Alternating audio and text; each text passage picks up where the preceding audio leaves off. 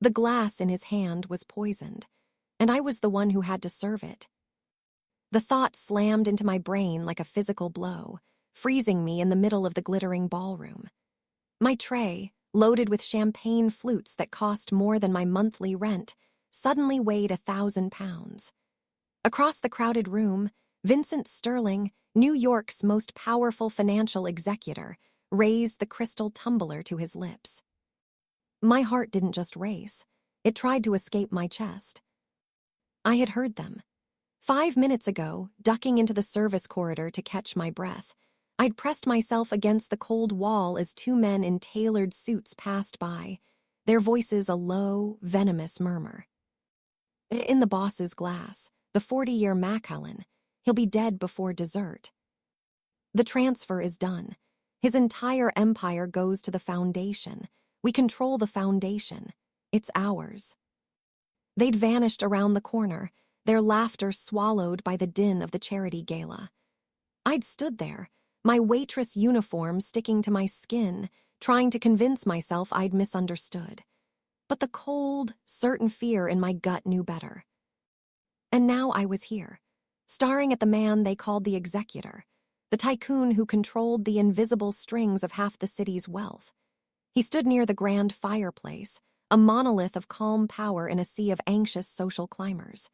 He was older than I expected, maybe late 50s, with silver at his temples and eyes that missed nothing. He was listening to some city official drone on, his fingers tracing the rim of the poisoned glass. My mind split into frantic, screaming pieces.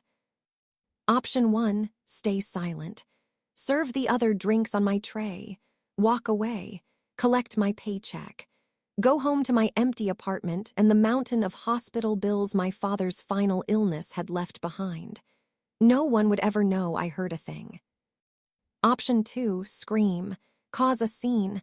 What proof did I have? 2 voices in a dark hallway, they'd fire me. They might do worse. The men in those suits had make people disappear money. Option 3, asterisk. He lifted the glass. Time didn't slow, it shattered. I didn't decide. My body decided for me. I was moving, my tray held out like a shield, my heels clicking a frantic tattoo on the marble floor. I didn't weave through the crowd. I plowed through it. A woman in diamonds gasped as I jostled her. A man cursed. I saw Vincent Sterling's gaze shift from the politician to me, his eyebrow lifting a fraction in mild curiosity. I was 10 feet away, 5. He was tilting the whiskey toward his mouth. I dropped the tray. It wasn't a graceful, cinematic drop.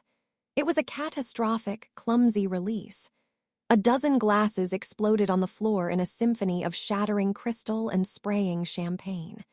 The room's cacophony died instantly, replaced by a shocked, reverberating silence. Every single eye in the room was on me, the clumsy, panicked waitress. All except his. Vincent Sterling hadn't flinched at the explosion of glass. His eyes were locked on mine. In them, I didn't see anger. I saw a question, a deep, probing calculation. I'm so sorry, I stammered, the script of a flustered employee falling from my lips.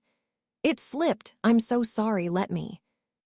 I lunged forward, not toward him, but toward the small table beside him where a fresh bottle of water sat. As I did, I let my hip slam into his arm. The poisoned glass flew from his hand. It hit the marble hearth and exploded, the amber liquid spreading like a stain over the white stone. A collective gasp went up. I'd just assaulted Vincent Sterling. I'd ruined his drink, made a scene at his most important fundraiser of the year. I was dead. Professionally, literally, who knew? I stood there, trembling, waiting for the security to descend, for him to speak one word that would end me. He looked at the shattered glass. Then he looked at the 2 men now standing rigid by the balcony doors, the same 2 men from the hallway. Their faces were masks of polite concern, but their eyes were murderous. Finally, he looked back at me. Clumsy, he said, his voice a low rumble that carried in the silence. It wasn't a shout. It was an observation. I'll clean it up. I'll pay for it, I whispered, the lie pathetic. I couldn't pay for the glass, let alone the whiskey. See that you do, he said, and the hint of something amusement, instruction, glinted in his eyes. He turned back to the pale politician. Where were we, councilman? Just like that, the spell broke. The orchestra struck up a new tune. Conversations resumed, louder now, fueled by the scandal. Staff swooped in to clean the mess. I just stood there, a statue of humiliation and terror. A hand closed around my upper arm, not roughly, but with an undeniable firmness. It was a man in a black suit with an earpiece. Security. This way, miss, he said, his voice leaving no room for argument. He didn't drag me to a back office. He led me through a hidden service door, down a stark concrete staircase, and into the bowels of the historic Mansion-Turn Museum. We walked down a long, silent corridor lined with industrial shelving until we reached a plain metal door. He opened it and gestured me inside. It was a small, windowless security office. Banks of monitors showed black and white feeds of the gala. In the center of the room, in a simple leather chair, sat Vincent Sterling. He'd gotten here before me. The security guard closed the door, leaving me alone with the executor. Vincent Sterling steepled his fingers, his gaze resting on me with the weight of a physical thing. Maya Richardson, he said, age 28, employed by Premier Catering for 9 months, previously an administrative assistant at Hastings and Lowe. Father James Richardson deceased 3 weeks ago, pancreatic cancer, outstanding medical debts, $87,000. Ex-husband Marcus filed for divorce 4 days after the funeral, currently dating Isabel Chow, a social media influencer. The air left my lungs. He knew everything. In the 20 minutes since I'd spilled his drink, he'd learned my entire sad history. You dropped a tray worth $2,000, he continued. You caused a scene at an event where the average donor gives 6 figures. You physically bumped into me. Most people in this city would pay a significant sum for the opportunity you just wasted. He leaned forward slightly. So, tell me why you did it. His tone wasn't accusing. It was curious, like I was a puzzling equation. All the rehearsed lies died in my throat. The fear of the men in suits was greater than my fear of this powerful, terrifying man. The words tumbled out in a shaky whisper. Your drink, the Macallan. I heard 2 men in the hallway. They said they put something in it. They said you'd be dead before dessert. I braced for disbelief, for laughter, for anger at my absurd story. He didn't move. His expression didn't change. Describe them. Gray suits. One had a red pocket square. The other had a scar through his eyebrow. They were talking about a transfer, your empire going to a foundation they control. A slow nod. That was all. He believed me, instantly and completely. The realization was more frightening than his disbelief would have been. He pressed a button on the desk. The door opened and the security guard reappeared. Sterling didn't take his eyes off me. The gentleman with Mr. Hartwell on the balcony, detain them, quietly. Yes, sir. The door closed again. You took a considerable risk, Maya Richardson, he said. The men you described are senior partners at Covington Financial. They manage over $3 billion in assets. One of them is the chairman of the charity hosting tonight's event. I felt the floor sway. I just accused pillars of the financial world of attempted murder. Why? He asked, the single word loaded. You had nothing to gain and everything to lose. You could have walked away. I looked at my hands, still trembling. I thought of my father's face, calm and kind even at the end. I heard his voice, the last clear thing he'd said to me, his hand gripping mine in the sterile hospital room. When you know what's right, you do it, even when it costs you, especially when it costs you. It was the right thing to do, I said, my voice barely audible. Vincent Sterling was silent for a long moment. Then he stood up. He wasn't as tall as I'd imagined, but his presence filled the small room. He walked to a monitor bank and tapped a screen, bringing up a frozen image, me lunging toward him, my face a mask of sheer panic. "The right thing," he repeated, almost to himself. He turned back to me. "Your employment with Premier Catering is terminated, effective immediately." My heart sank, of course. This was the cost. "You will, however," he continued, "receive 6 months' severance, which will be directly applied to your late father's medical debts. The remainder will be settled by my office." I stared, dumbfounded. I don't understand." "A reward for doing the right thing," he said simply. "And a precaution. The men you identified won't be a problem for long, but they have associates. You are now a witness. It is safer for everyone if you are not findable in your usual circles." He was paying off my debts and firing me to protect me. The logic was icy and impeccable. What do I do? The question was naive, but it was all I had. For the first time, something resembling warmth touched his eyes. It wasn't kindness. It was the satisfaction of a problem solved. "You go home. You lock your door. My associate, Mr. Hale, will drive you. He will be stationed outside your apartment tonight. Tomorrow, we will discuss what comes next." Next? "You intervened in a war you didn't know existed, Miss Richardson. That makes you a participant. Go home." The security guard, Mr. Hale, reappeared and led me out a different door, through a parking garage, and into the back of a silent black sedan. As we pulled away, I looked back at the glowing mansion.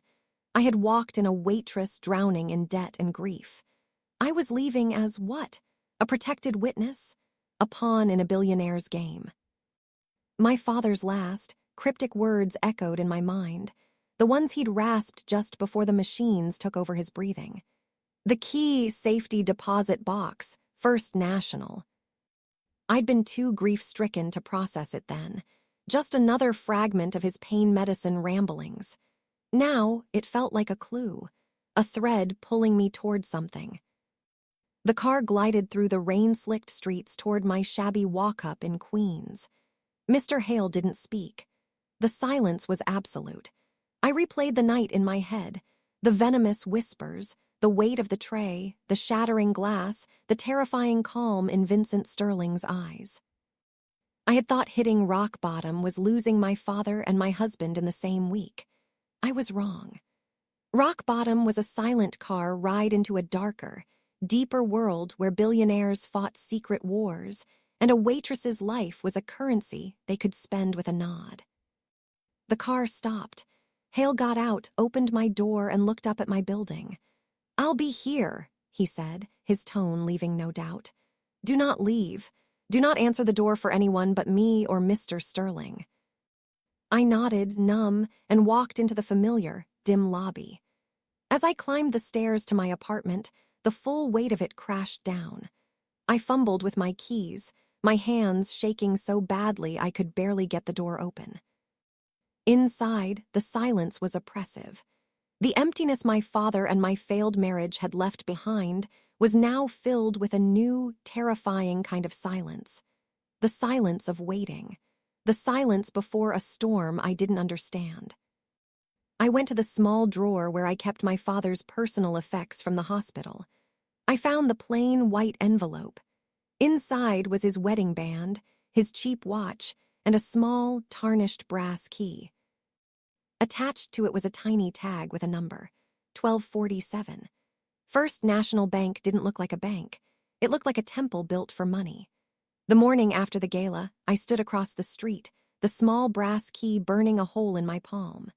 The building was all severe limestone and imposing columns, the kind of place that whispered of old wealth and silent transactions. It was a world away from the fluorescent-lit branch where I deposited my meager tips. Vincent Sterling's man, Hale, had dropped me here with a terse. "Mr. Sterling advises you keep this appointment. We'll wait."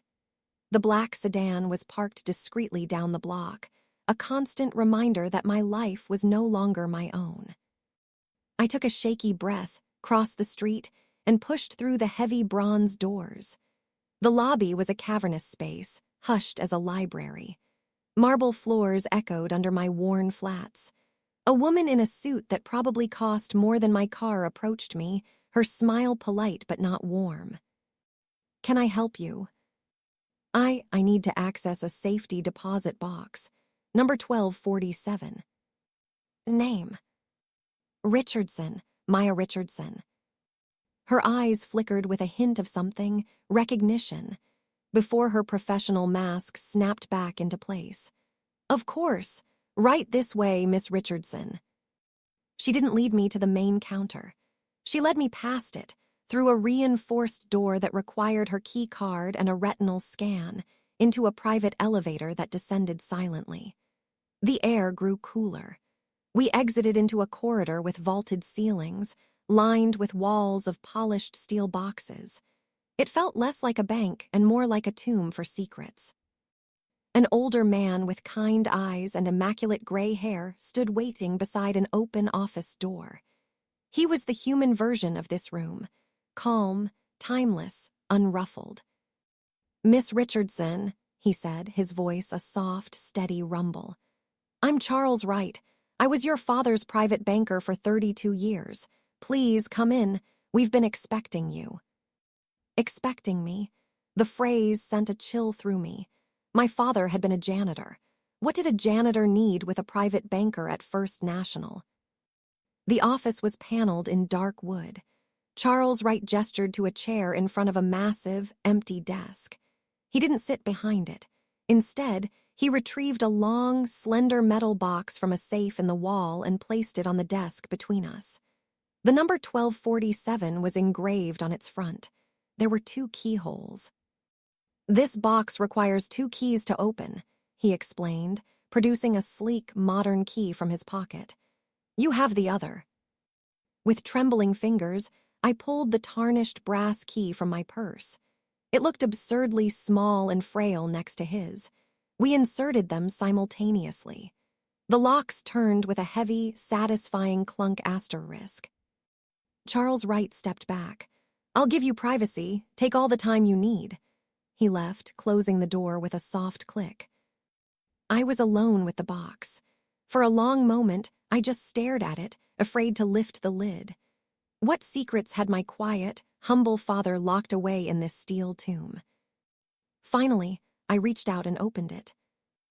On top lay a single, sealed envelope with my name written in my father's precise, familiar handwriting. Beneath it was a slim folder of documents, and beneath that, photographs. I picked up the top photo. My breath caught. It was my father, but a version of him I had never seen. He was in his late 20s, dressed in a suit that screamed bespoke tailoring, standing on the steps of a gargantuan Newport-style mansion. He wasn't alone. He was surrounded by severe-looking men and women in elegant clothes, but he stood slightly apart, his expression not quite a smile, more like a challenge. This wasn't a janitor. This was a prince. I shuffled to the next item, a faded newspaper clipping from the asterisk Boston Globe asterisk, dated 34 years ago. The headline screamed, "Scion of Hartwell dynasty disappears, family fortune in limbo." The article detailed the sudden disappearance of James Alistair Hartwell III, heir to the Hartwell shipping and manufacturing empire, following a bitter family dispute. A photograph accompanied the article. It was my father, younger with sharper edges, but undeniably him. Hartwell, not Richardson. The room tilted. I gripped the edge of the desk. My father, James Hartwell asterisk, heir to a dynasty. The man who read poetry to me, who packed my lunch with a smiling face drawn on the brown paper bag, who slept on a pull-out couch for 18 years so I could have a bedroom. I reached for the envelope with my name. My hands were shaking so badly, I nearly tore the paper. "My dearest Maya asterisk, if you are reading this, I am gone. And for that, I am more sorry than you will ever know. Some truths are too heavy to carry while you're living. They're only meant to be uncovered once the person who kept them is at rest." My name was not always James Richardson. I was born James Hartwell III. My family didn't build things, they built empires. And they believed love was a transaction, a merger of assets and bloodlines. When I was 28, I met your mother. She worked in a library. She loved Emerson and hated pretense. She saw me, not the fortune. I chose her. My family gave me an ultimatum, the fortune or the future.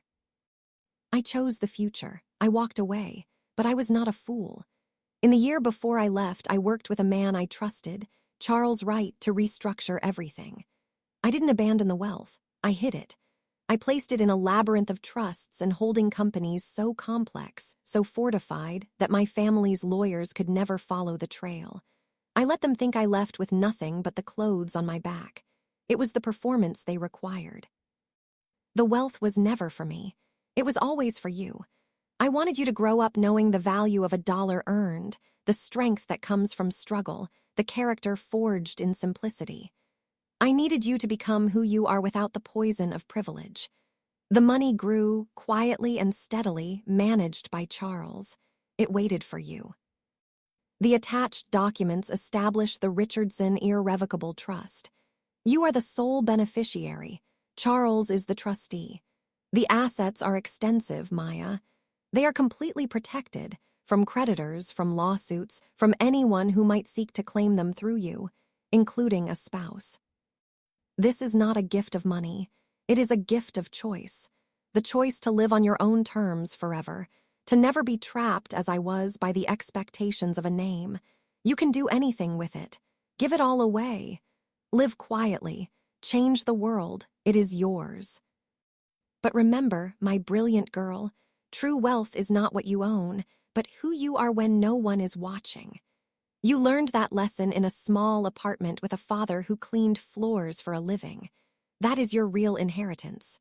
No one can ever take it from you. I loved you every second of every day. Dad. A sob ripped from my throat, harsh and ugly in the silent room. I cried for the father I thought I knew. I cried for the lonely prince he had been. I cried for the weight of the secret he'd carried, a weight he'd now passed to me. When the tears subsided, leaving me hollow and raw, I turned to the documents. The language was dense, legal, impenetrable. But the numbers were clear. Charts listed assets, commercial real estate holdings in 6 major cities, massive positions in blue-chip stocks and private equity, a venture capital fund, a significant stake in a sustainable energy startup. And at the bottom of a summary page, a figure was printed in neat, unassuming type. Total estimated net asset value, $4.7 billion. The number didn't compute. It was mathematics describing a different universe. My father had mopped floors. He had clipped coupons. He had told me stories by the light of a single lamp to save on electricity. Charles Wright must have heard my crying subside. He knocked gently and re-entered, carrying a tray with a glass of water. He set it before me, his eyes full of a profound understanding. "It's a lot to process," he said gently. "Is it real?" My voice was a hoarse whisper. "It is, and it has been for over 3 decades. Your father was one of the most shrewd, patient investors I have ever known. He had a vision not for quarterly returns, but for generational security. Everything is structured for permanence and privacy. The trust, it says irrevocable. What does that mean exactly? It means it cannot be altered, dissolved, or challenged. The assets are legally separate from you. You are the beneficiary. You can direct their use, receive distributions, but they are not technically yours in a way that can be seized or claimed. It is, in financial terms, a fortress." He paused. The spousal exclusion clause is particularly ironclad. It was his explicit instruction, added when you turned 21. No spouse, present or future, will ever have a claim. I thought of Marcus, so smug as he laid out the divorce terms, so sure he was leaving me with nothing. The bitter laugh that rose in my chest felt dangerous. "What do I do now?" "Nothing," Charles said. "Until you decide, the mechanism is there. When you are ready, you instruct me and funds are made available. You can live off the interest of the interest and never touch the principal. You could buy a small country. The choice, as he said, is yours. He handed me a simple, unmarked black credit card. This is linked to a discretionary fund. A modest monthly allowance is loaded onto it for your immediate needs. No limits, no questions. Use it for groceries, for a vacation, for nothing at all. It is untraceable to the trust. I took the cold metal card. It felt heavier than the key. There is one more thing, Charles said. Your father's final project. He began it 2 years ago when he was diagnosed. He called it The Bridge. It's a philanthropic foundation, fully funded and ready to launch. Its purpose is to provide education and housing grants to children of single parents and blue-collar workers. He wanted you to run it if you wished, to put a face and a heart to the giving. He named it the Richardson Foundation. The Richardson Foundation, not Hartwell.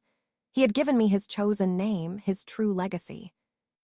Vincent Sterling, I said suddenly, the connection snapping into place.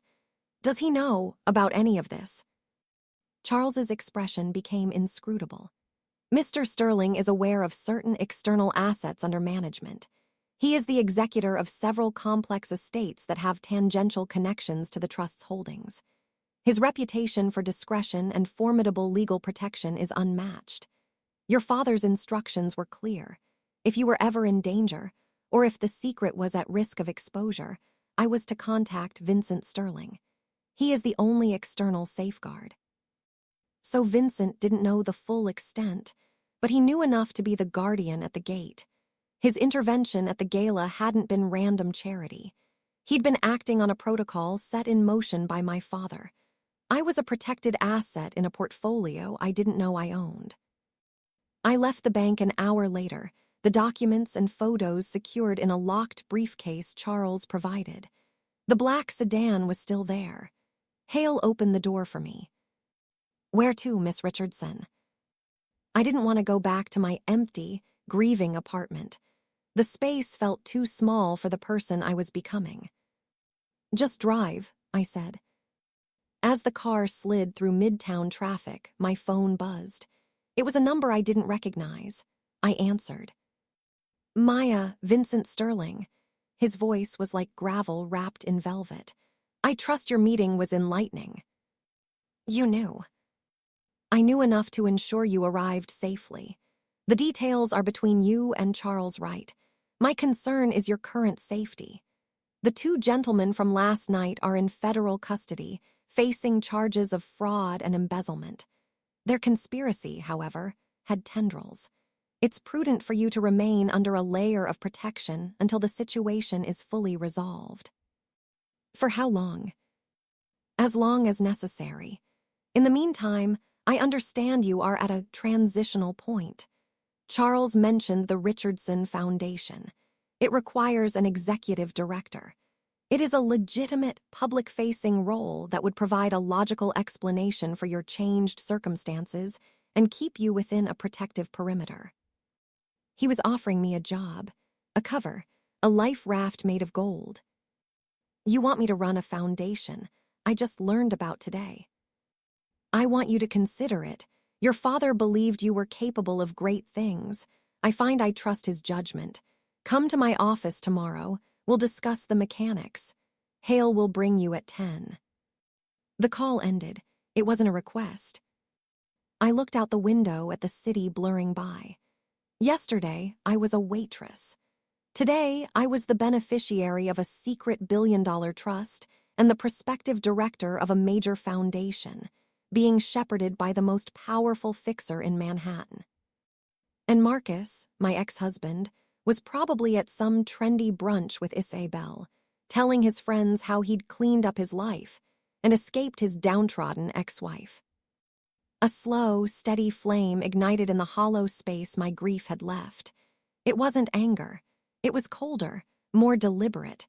It was the flame of a truth waiting for its moment. Hale's voice came from the front seat. Miss Richardson, we're here. I looked up. We weren't outside my apartment.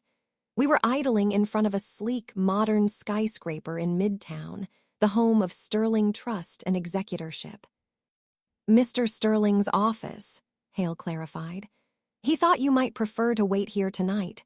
There's a secure residential suite on the 62nd floor. It's more comfortable and safer. I got out of the car and looked up at the towering glass building, a monument to the power that now controlled my destiny. This was the new reality, a gilded cage with a view of the entire city. As I walked through the rotating doors into the marble lobby, a man in an expensive coat brushed past me, talking loudly on his phone. An absolute waste of time. The charity circuit is full of desperate people and bored housewives. Just write the check and be done with it, Marcus. I froze, the voice, the name. I turned. There at the concierge desk, handing over his keys to a valet, was my ex-husband, Marcus. He looked polished, successful, utterly at home in this world of money. He hadn't seen me. He finished his call and laughed at something the valet said, clapping the young man on the shoulder with a familiarity that was both condescending and charming. It was the performance he'd always been good at. He turned toward the elevators, his path taking him right past me. His gaze swept over me, the woman in off-the-rack clothes standing awkwardly in the lobby. For a split second, our eyes met. There was nothing, no recognition, no shock, not even a flicker of "do I know you?" He looked right through me, as if I were a potted plant, a piece of lobby furniture, a ghost from a life too insignificant to remember. A faint, polite smile touched his lips for the stranger in his way, and he continued on, stepping into a waiting elevator. The doors slid shut, swallowing him. I stood rooted to the spot, the briefcase with $4 billion in secrets hanging from my hand. The slow flame inside me burned brighter, hotter. He didn't see me. He would never see me. Not until I made him. Vincent Sterling's voice echoed in my head. The Richardson Foundation. It would provide a logical explanation for your changed circumstances. A plan, cold and clear, began to form. Not a plan of revenge, a plan of revelation. I would accept Vincent's offer. I would step into the light. I would become the very thing Marcus valued most, publicly successful, unassailably powerful, impeccably connected. And then, when he finally saw me, it would be too late. Hale touched my elbow gently. The private elevator is this way, Miss Richardson. I followed him, my steps suddenly firm, my back straight. I didn't look back at the bank of elevators where Marcus had disappeared. I looked ahead. The elevator to the 62nd floor opened silently. The suite was breathtaking, all cool grays, floor-to-ceiling windows, and minimalist art. It was a cell of unimaginable luxury. I walked to the window and looked out over the glittering skyline, the city of ambition and forgotten people. Somewhere out there, Marcus was telling his new girlfriend, his new friends, about the pathetic ex-wife he'd left behind. He had no idea the ghost he'd created. And he had no idea that ghosts, when given the resources of a dynasty, could become something far more potent. I picked up the secure phone on the desk and dialed the number Charles Wright had given me. Charles, it's Maya. I'm ready. Let's begin the process to activate the first distribution from the trust and schedule a meeting with the Foundation's legal team. We're starting the Richardson Foundation. Immediately. As I hung up, a notification flashed on the television screen across the room, a muted financial news channel. A headline scrolled by. COVINGTON Financial Partners charged in fraud scheme, alleged plot against rival uncovered. A photograph of the two men from the gala, the one with the red pocket square and the one with the scar, flashed on the screen. They looked hollow, ruined. Vincent Sterling hadn't just protected me, he had erased them, efficiently and completely. The message was unmistakable. I was now under the protection of a man for whom destruction was a matter of business. And I was walking into a world where the stakes were not just emotional, but existential. My reflection in the dark glass showed a woman standing at the edge of a cliff, with infinite power at her back and a vast, dangerous city at her feet. I was no longer Maya Richardson, the invisible girl. I was the heir. And the game was just beginning. 6 months. That's how long it took to build a new life from the ashes of the old one. The Richardson Foundation launched not with a whisper, but with a seismic shift. Vincent Sterling handled the press, the legal architecture, the positioning. He placed the story in the * Wall Street Journal. Quiet philanthropist's legacy lives on through daughter's vision. It painted a picture of my father as a humble, shrewd saver who'd amassed a modest fortune through decades of prudent investment, leaving it all to fund charitable work. The billionaire, truth remained buried in Sterling Trust's impenetrable vaults. I played my part. I learned to speak in sound bites about targeted philanthropy and dignity through opportunity. I sat through endless meetings with architects, grant writers, and community leaders. I wore the clothes selected by the stylist Vincent hired, understated elegance, power in the cut of a blazer, not the flash of a logo. And through it all, Vincent Sterling was my shadow, my guide, my warden. He was never warm. He was efficient. He corrected my posture before TV interviews. He edited my speeches, stripping out emotion, leaving only clean, compelling logic. He was building a public figure, brick by calculated brick. In the quiet of his office after hours, we would review the trust's performance, the foundation's progress. He treated me like a complex but promising asset in his portfolio. "You're learning," he said one evening, watching me parse a daunting financial projection. "Most people who come into wealth this way drown in it. They buy yachts and make headlines for all the wrong reasons. You're trying to understand the engine." "I don't want to be a passenger in my own life," I said, not looking up from the spreadsheet. A pause. "No," he said, a note of something like approval in his voice. "You don't." That was the closest we came to personal conversation. The tycoon and his protege, the guardian and the heir. The lines were clear, and I told myself I was grateful for them. Emotion was a liability. I'd learned that from Marcus. And then the invitation arrived. The New York Philharmonic's season opening gala. The single most exclusive social event of the fall. The kind of night where old money met new influence, and where everyone who was anyone needed to be seen. My invitation was addressed to Ms. Maya Richardson, Executive Director, the Richardson Foundation ***. It sat on my desk in the Foundation's sleek new offices, a heavy slab of cream cardstock that felt like a verdict. Vincent stood by my window, looking down at the park. "You'll attend. It's the next logical step. The Foundation needs high-profile connections. You need to be seen as part of this world." "Marcus will be there." I didn't have to check. Isabel Chow was on the board of the Philharmonic's Junior League. It was her world. Of course he'd be there. "All the more reason," Vincent said, turning. His gaze was analytical. "This is the stage. It's time for your debut." The night of the gala, I stood before the floor-to-ceiling mirror in the penthouse Vincent still insisted I use for security reasons. The dress was midnight blue, simple, devastatingly expensive. It felt like armor. My hair was swept up. The only jewelry was a pair of diamond studs my mother found among my father's few personal treasures. The woman in the reflection was a stranger, polished, untouchable, powerful.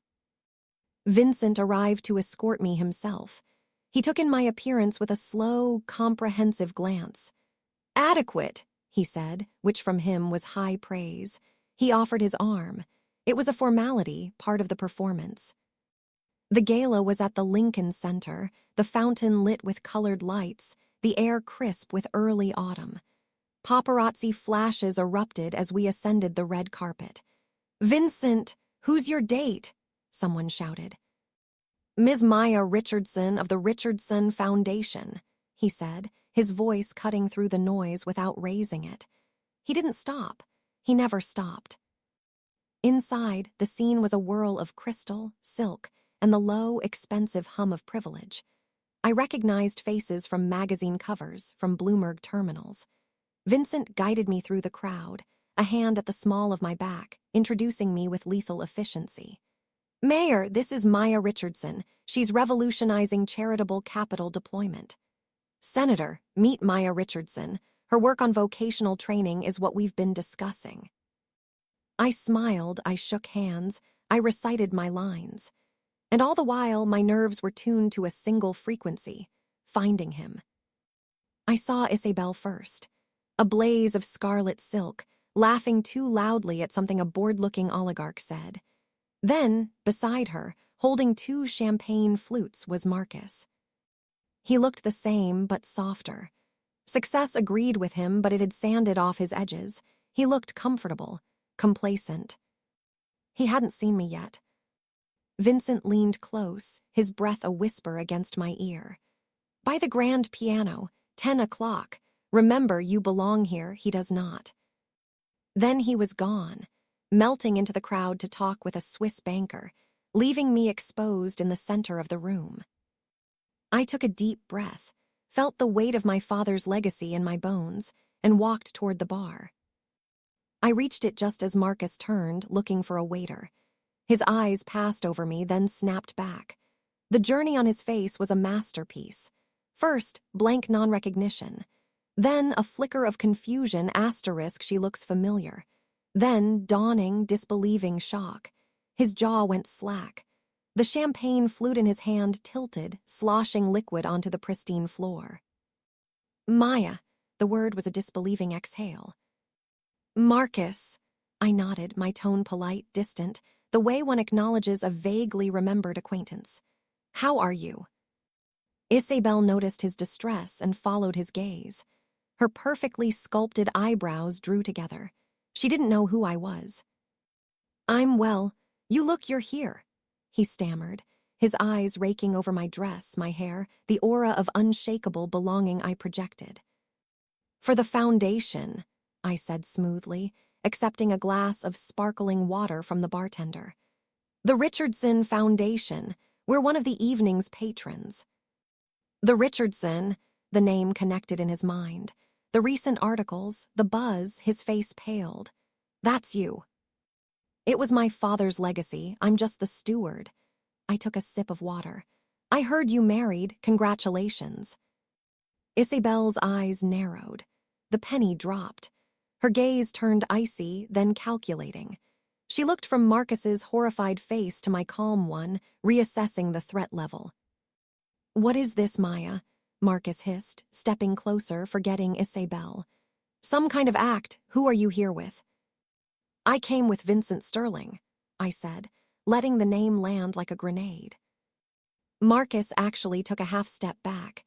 Vincent Sterling was a myth in his world, a ghost who moved markets and broke men, an unreachable tier of power. "You're lying." "Am I?" I smiled, a small, cool thing.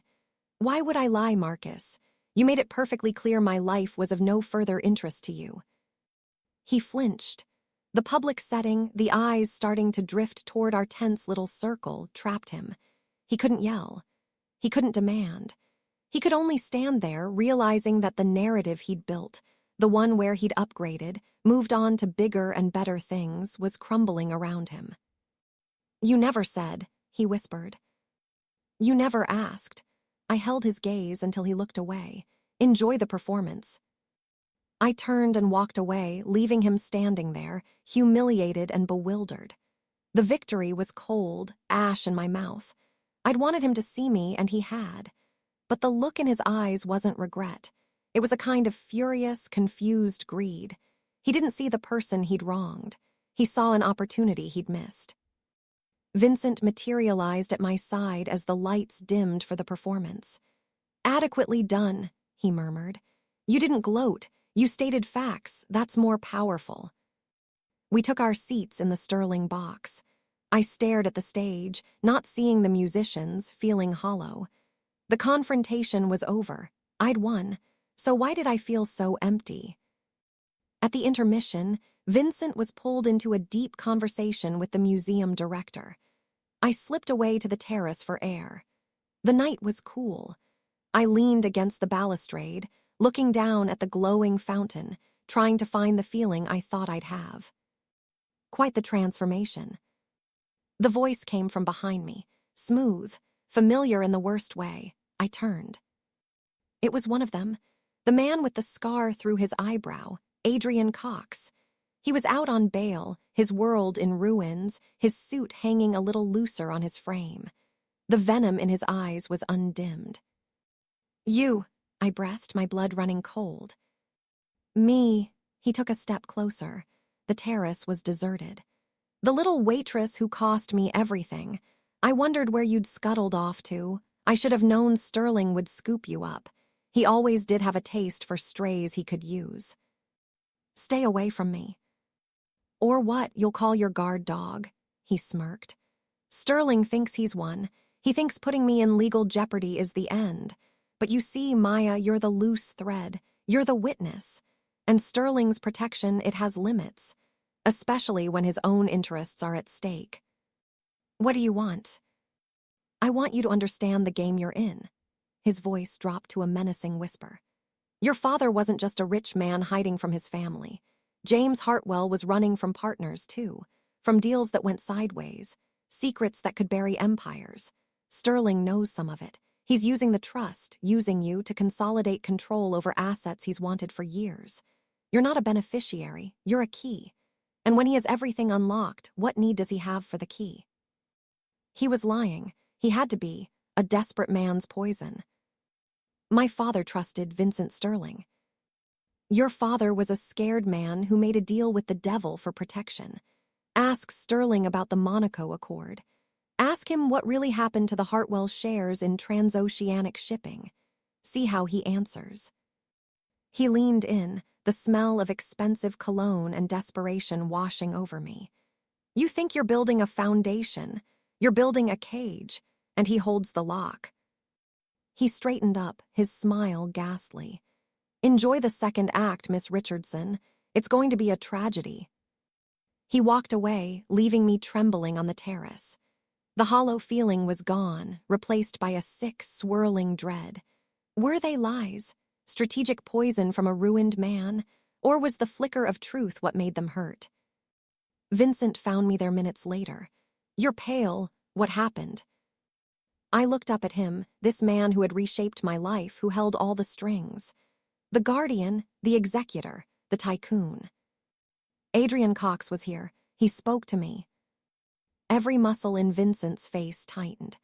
A flash of something dark and dangerous moved behind his eyes. It was the first completely unguarded emotion I'd ever seen on him. Pure, controlled fury. "What did he say?" The directness of the question threw me.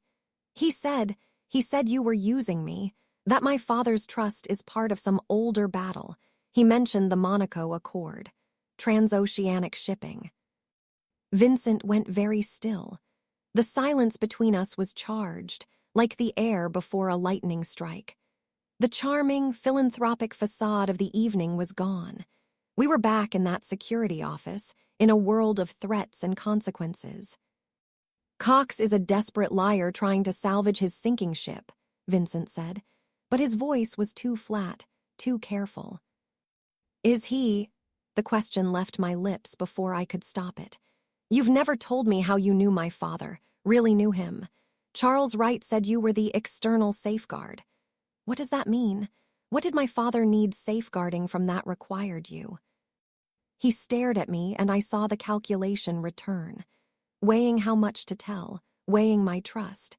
It's not a simple story, and this is not the place. "Then tell me, now, in your office tonight."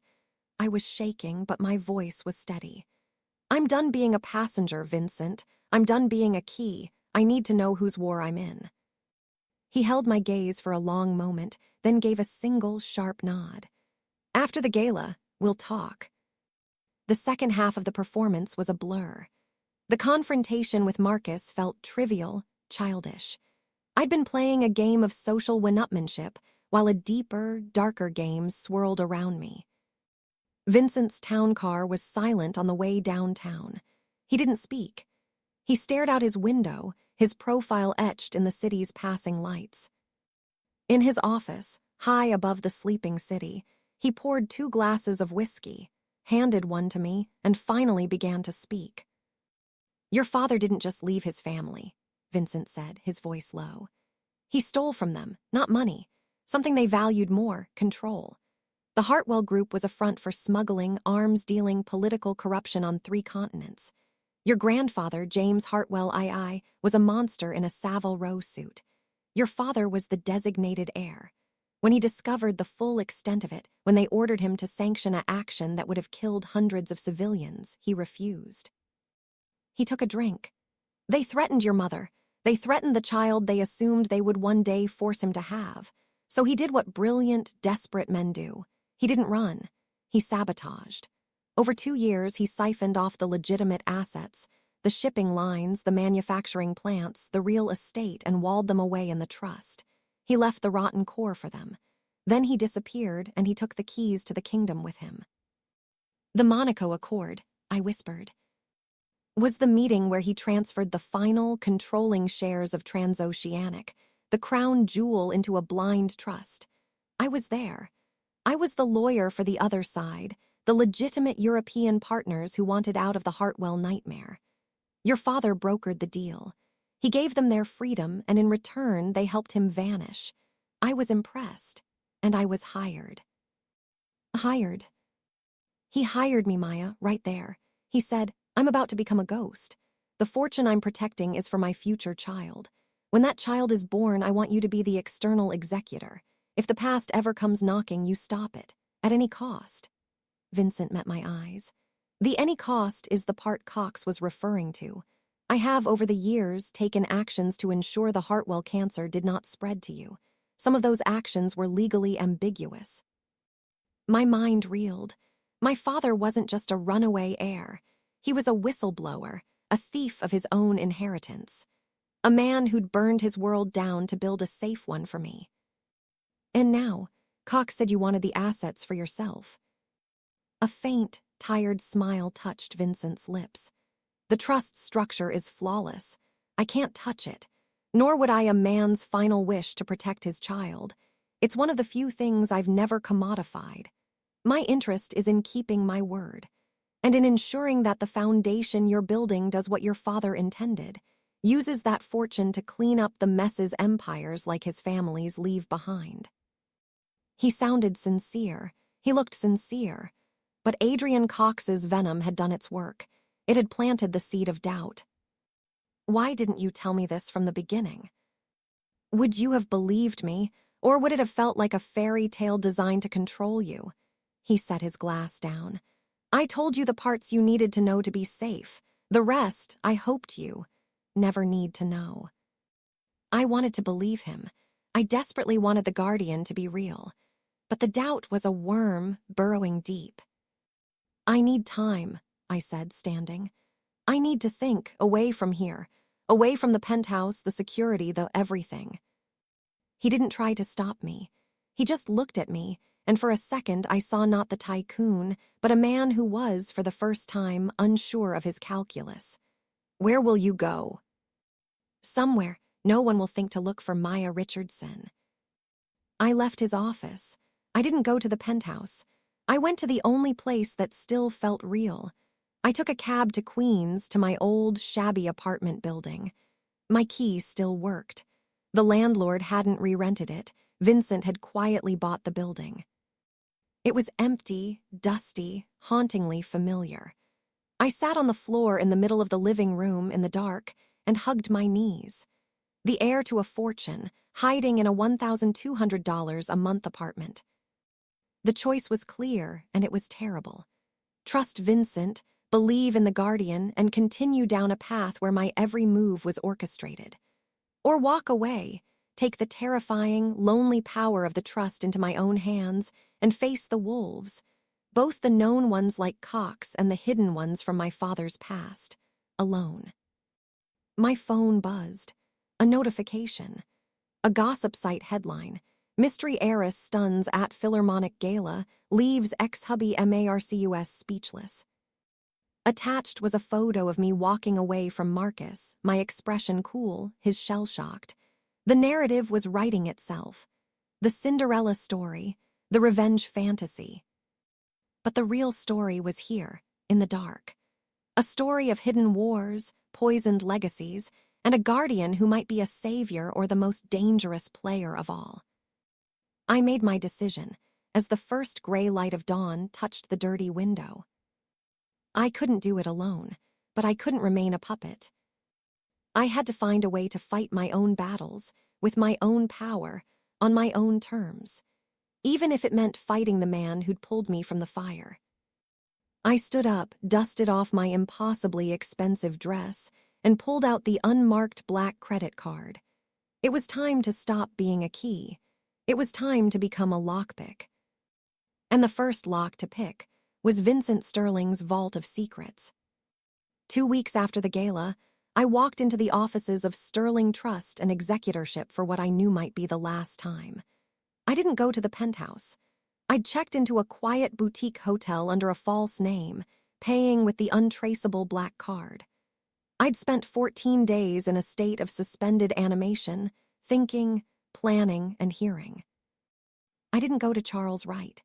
His loyalty, while to me was inextricably tied to Vincent's ecosystem. Instead, I used the trust's discretionary funds to retain Alara Vance. She was a forensic investigator who specialized in untangling the financial webs of the ultra-wealthy, and she had no existing ties to Sterling Trust. Her retainer was eye-watering, and her first report, delivered digitally to a secure laptop I'd bought with cash, was a masterpiece of quiet devastation. It confirmed Vincent's story about my father and the Hartwell Group.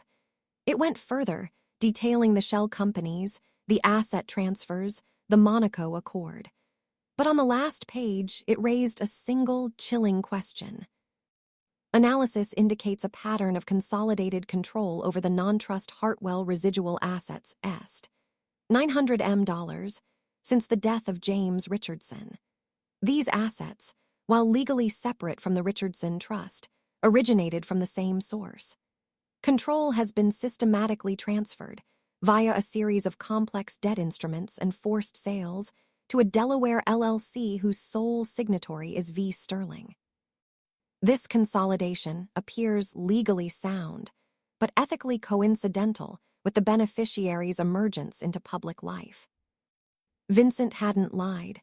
He was protecting me, but he was also, quietly, profitably, cleaning up the scraps of my father's old empire, building his own. Adrian Cox's poison hadn't been a lie. It had been a distorted truth. I walked into Vincent's private office without knocking. He was at his desk, and he didn't look surprised to see me. He looked tired. "You've been busy," he said, gesturing to the chair across from him. "Alara Vance is the best, and the most expensive." Of course he knew. "You're not the only one who can do research." "What did you learn?" "That you told me the truth, and that you left out a part of it. You're taking control of what's left of the Hartwell empire, the rotten core, as you called it. Why?" He leaned back, steepling his fingers. "Because rot spreads, Maya. Those assets are still connected to dangerous people. The only way to neutralize the threat permanently is to bring them under a single, controlled roof. My roof. It's not profit. It's pest control. And the fact that it makes you several $100 million richer is just a happy coincidence." A ghost of a smile. "I am, at heart, a businessman. The service of protection has a fee. This is mine." It was the most honest thing he'd ever said to me. He wasn't a knight. He was a mercenary. A breathtakingly effective, terrifyingly loyal one, but a mercenary nonetheless. "I want to renegotiate our terms," I said, my voice clear in the sun-filled office. He raised an eyebrow. "Go on." "The foundation is mine.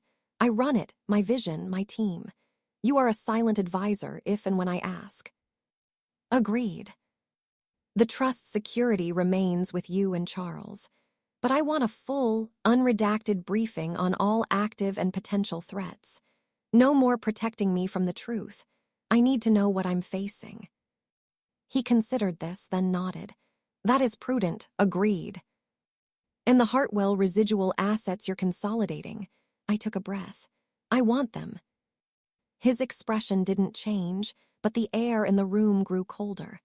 That is not your inheritance. It is the contaminated part, the part your father wanted you nowhere near. It's my family's legacy, the bad part. I don't want the money. I want to be the one who decides what happens to it. Liquidate it. Donate every cent to victim restitution funds, to environmental cleanup in the regions they poisoned. Use it to undo some of the harm, but it happens in my name, not yours. He was silent for a full minute, studying me. I saw the calculations flying behind his eyes, the risk, the loss of control, the potential blowback. That, he said slowly, is a noble and incredibly dangerous proposition. Attaching your name to those assets will draw the attention of every vulture and vengeful ghost from your father's past. Then you'll have to protect me better, I said, meeting his gaze. That's the new fee for your services. You don't get to own the poison. You help me turn it into the antidote. A strange light entered his eyes. Not anger, respect. You're not the woman I pulled from the ballroom floor. No, I'm my father's daughter, and I'm done hiding. He stood up, walked to the window, and looked out at his city. Finally, he turned. We do it my way. We structure the dissolution through a series of international blind charities. Your involvement is shielded, but you get final approval on every disbursement. And I get a permanent seat at the table of the Richardson Foundation, not as a silent advisor, as a partner. He was offering a partnership, an alliance between equals, or as close to equals as we could ever be. I stood and walked over to him, extending my hand. Partners. He looked at my hand, then took it. His grip was firm, warm. Partners. The truce was forged. The war, however, was just beginning. Adrian Cox didn't wait long. His move came at the Foundation's first major public event, a groundbreaking ceremony for a new community center in the Bronx. The press was there. City officials were there. Vincent was by my side, a quiet, watchful presence. I was at the podium, speaking about second chances and community, when a man pushed through the small crowd. He wasn't a reporter. He was dressed in a cheap suit, and his face was etched with desperation. Miss Richardson, he shouted, holding up a sheaf of papers. A word about your father, James Hartwell, about the people who died because of him. The crowd stirred. Cameras swung from me to him. Vincent moved almost imperceptibly, and 2 security personnel closed in. This was Cox's play, not a physical attack, a reputation killing. He found a victim, or a liar he could pay to look like one, to smear my father's name and, by extension, the Foundation. My mouth went dry.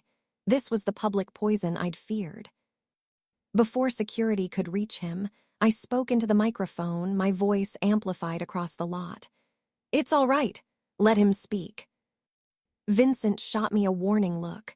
I ignored it. I stepped down from the podium and walked toward the man. The cameras followed, hungry. What's your name? I asked, my voice calm. Paul Driscoll.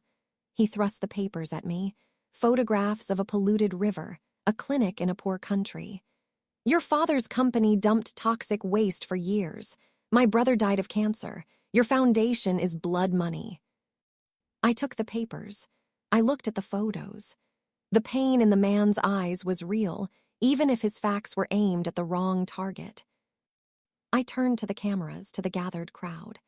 My father's name was James Richardson. He was a janitor. He raised me alone. The fortune he left came from investments, not industry. I held up the photos. But if there are people suffering from the actions of corporations, from greed and negligence, then that is exactly what this foundation is here to address. Mr. Driscoll, leave your information with my assistant. We will have our legal and investigation team look into this immediately. If there is a need, we will help. That is my promise. It wasn't a denial of Hartwell. It was a pivot. an absorption of the attack into the Foundation's mission. Paul Driscoll looked confused, his script disrupted. He'd expected a fight, a cover-up. He hadn't expected an offer of help. Vincent gave a subtle nod to security, who gently guided Paul away to be given contact information. The moment was diffused. The story would be heiress confronted by accuser, offers help, not Foundation built on corruption. But as I returned to the podium, I saw him. Across the street, leaning against a sleek car, was Adrian Cox. He wasn't smiling. He gave me a slow, deliberate clap, mouthing the words, "Round 1." He'd revealed his weapon, the past, and I knew he had more. The confrontation lit a fire under me. With Vincent's resources and my directive, we accelerated the dissolution of the residual Hartwell assets. We set up the first restitution fund. The legal work was a nightmare, a global maze of jurisdictions and buried records. But with every transfer, every public filing, carefully anonymized but traceable to those who knew where to look, we were sending a message. The heir was not hiding. She was dismantling the empire. This, it seemed, was the final provocation. They came for me on a Tuesday night. I was working late at the Foundation offices, reviewing grant applications. Vincent had offered a driver. I'd refused, wanting the normalcy of calling my own car. It was a mistake. The black SUV pulled alongside my town car just 2 blocks from my hotel. It rammed us, a brutal metallic scream that shoved us into a construction barricade. My head snapped forward, then back. Stars exploded behind my eyes. Men in black masks poured from the SUV. They didn't have guns. They had crowbars. They smashed the driver's window, dragged my unconscious chauffeur out. One came for my door. Terror, pure and electric, shot through me. This wasn't a reputation kill. This was an erasure. I fumbled for my phone, hitting the emergency contact Vincent had programmed in. A direct line to him and to Hale. The masked man wrenched my door open. He grabbed my arm. His grip was iron. And then the night exploded with light and sound. Another vehicle, a nondescript gray van, slammed into the side of the SUV, blocking them in. Doors flew open. Not police. Hale and 3 other men I recognized from Vincent's security detail moved with terrifying, silent efficiency. They didn't shout warnings. They engaged. It was over in less than 30 seconds. The masked men were on the ground, subdued, cuffed with zip ties. Hale appeared at my door, his face a grim mask. "Are you hurt?" I could only shake my head, trembling violently. He helped me out, shielding me with his body as he guided me to the gray van. Inside, it was a mobile command center. And sitting on a bench, his face illuminated by the glow of a tablet, was Vincent Sterling. He looked up as I entered. The usual calm was gone. In its place was a cold, focused fury that made my blood run even colder. "Cox," I managed to whisper. "No, his partners. The ones from Europe who never forgave your father for taking their leverage. They decided cutting the line ended with you was simpler than dealing with me." He tapped the tablet. "They miscalculated." "How did you?" "Your car, your phone, your hotel keycard, all have trackers. I told you, pest control." He said it flatly, no pride, just fact. "This ends tonight." He gave orders into a headset. The van began to move. We didn't go to a police station. We drove to a private airfield in New Jersey. Hale helped me onto a waiting helicopter. Vincent followed. "Where are we going?" "To deliver a message in person." The helicopter flew over the dark water, landing on the rooftop of a modern cliffside house in the Hamptons. It was the dead of night. The house was lit up, a party in full swing. We could hear music and laughter as we descended in the elevator. Vincent walked out into the crowded living room like a wolf entering a sheep pen. The partygoers, beautiful, wealthy, oblivious, parted for him, their chatter dying. He walked straight up to an older man with a patrician bearing and a glass of brandy. Ernst Vogel, the name from Alara's report, the surviving European partner. Vincent, a surprise. To what do we owe? Vogel began, his smile strained. Vincent didn't let him finish. He picked up a crystal decanter from the bar and poured its contents slowly, deliberately, onto the priceless Persian rug at Vogel's feet. The attempt on Maya Richardson's life tonight, Vincent said, his voice conversational, carrying in the dead silence. It was your last move, Ernst. You have no more pieces on the board. Your holdings in Berlin, your shipping licenses in Rotterdam, your mistress's apartment in Monaco, all are now under the control of entities you do not want to be indebted to. If Maya Richardson stubs her toe, if she has a nightmare, if a single hair on her head is out of place because of you or anyone you know, those entities will receive a file. The file contains every illegal transaction, every bribed official, every buried accident from the Hartwell days, with your name highlighted. Vogel's face was ashen. You can't. I already have. Vincent stepped closer. The war is over, you lost. The Hartwell legacy is now a charitable foundation. You will support it publicly. You will donate to it. You will smile for the cameras next to her. Or you will spend the rest of your very short life in a cell, wondering which of your friends gave you up. Do you understand? It was a total, humiliating surrender, delivered in front of his entire social world. Vogel could only nod, defeated. Vincent turned, took my elbow, and guided me back through the silent, staring crowd. We didn't speak until we were back in the helicopter, rising above the glittering house. Was that necessary? I asked, my voice thin over the rotor wash. Yes, men like Vogel understand only two things, power and shame. Now he's felt both. He won't trouble you again. Neither will Cox.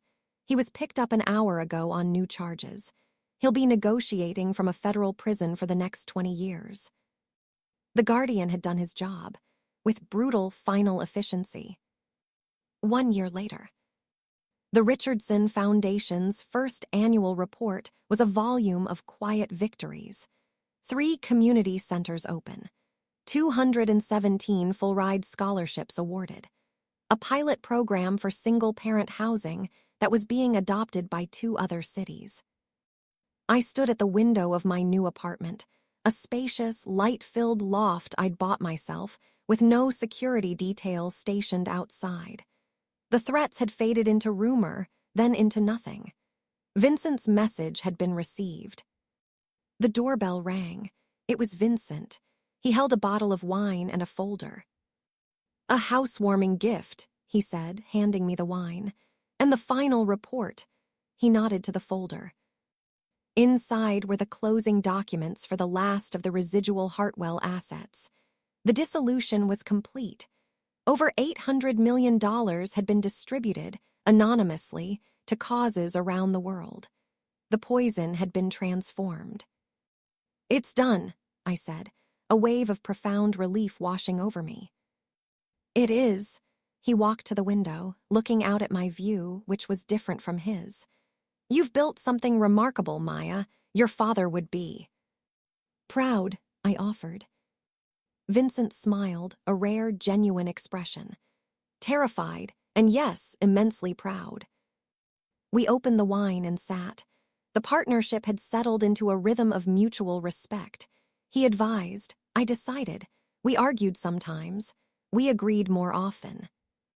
I saw Marcus last week, I said, swirling the wine in my glass. At a museum opening, he tried to approach me, to talk about old times. Hale stopped him before he got within 20 feet. Vincent nodded. He's struggling. Isabel left him. His business is middling. He's realized his mistake, but he sees it as missing a financial opportunity, not losing a person. He's not worth your energy. I know, and I did. The flame of vengeance had burned down to cold ash. His irrelevance was its own punishment. My phone buzzed with a calendar alert for tomorrow. A site visit to the first community center we'd funded. There was a youth art program. They asked me to come see their work. You'll go, Vincent asked, seeing the alert. Of course. Good. He finished his wine and stood to leave. At the door, he paused. You know, for a key, you've turned out to be a remarkably good locksmith. It was the highest compliment he could give. After he left, I opened my laptop. There was an email from a young woman, a scholarship recipient from the first cohort. She was graduating next spring with a degree in civil engineering. You changed the trajectory of my family's life. Asterisk, she wrote. I won't waste it. I closed my eyes, hearing my father's voice, not from a letter but from memory. From a small apartment over a dinner of pasta and jarred sauce. The true measure of a life isn't what you accumulate. It's the echoes you leave in other people's stories. I had spent so long feeling like an echo of my father's secret, of my husband's betrayal, of Vincent's design. But now I was becoming my own voice, the heir who chose to build instead of hide, the beneficiary who understood that the greatest wealth was the freedom to choose who you wanted to be. The past was settled, the fortune was secure, the foundation was growing. And Maya Richardson was finally, completely free.